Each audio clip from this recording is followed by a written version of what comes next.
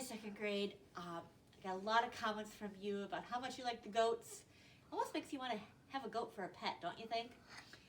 Today, I have picked a book that I think a lot of you will like because a lot of you like this author, Dave Pilkey. He writes the Dogman books.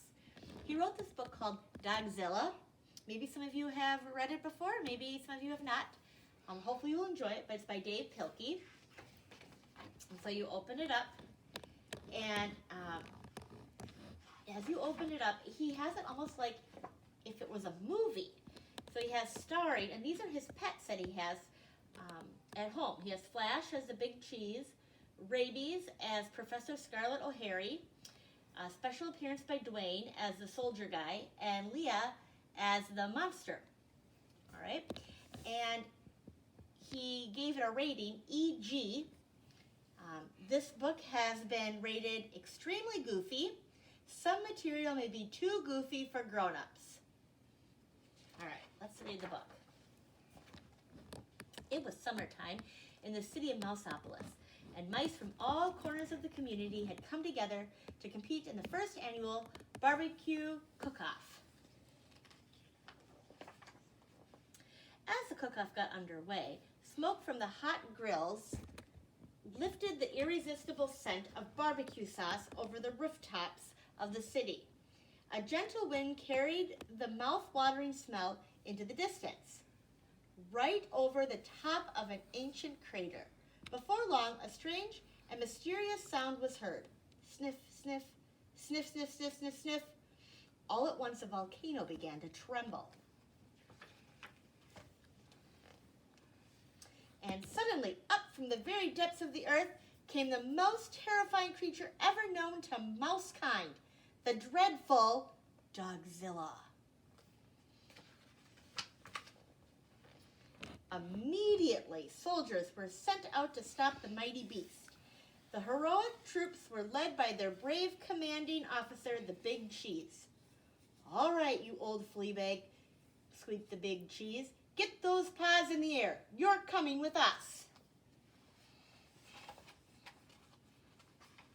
Without warning, the monstrous mutt breathed her horrible breath onto the mice. "Doggy breath!" screamed the soldiers. "Run for your lives!" "Hey, come back here," shouted the Big Cheese to his troops. "What are you, men or mice?" "We're mice," they squeaked.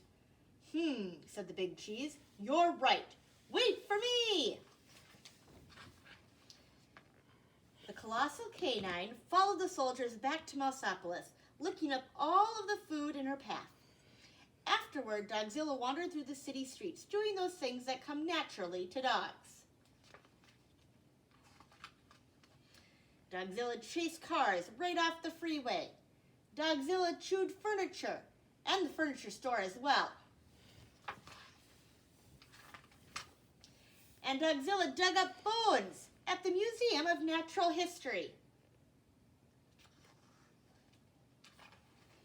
Meanwhile, the Big Cheese had organized an emergency meeting with one of the city's greatest scientific minds, Professor Scarlet O'Hare. "Gentle mice," said Professor O'Hare, "this monster comes from prehistoric times. It is perhaps millions of years old. Maybe we could teach it to do something positive for the community," suggested the Big Cheese. "I'm afraid not," said Professor O'Hare. "You simply can't teach an old dog new tricks. If we're going to defeat this dog, we've got to think like a dog. We've got to find something that all dogs are afraid of, something that will scare this beast away from Mouseopolis forever." "I've got an idea," squeaked the Big Cheese. Within minutes, the mice had assembled at the center of town. "All right, Dogzilla," shouted the Big Cheese. "No more Mr. Mice Guy. It's bath time." Suddenly, a blast of warm, sudsy water hit Dogzilla with a tremendous force.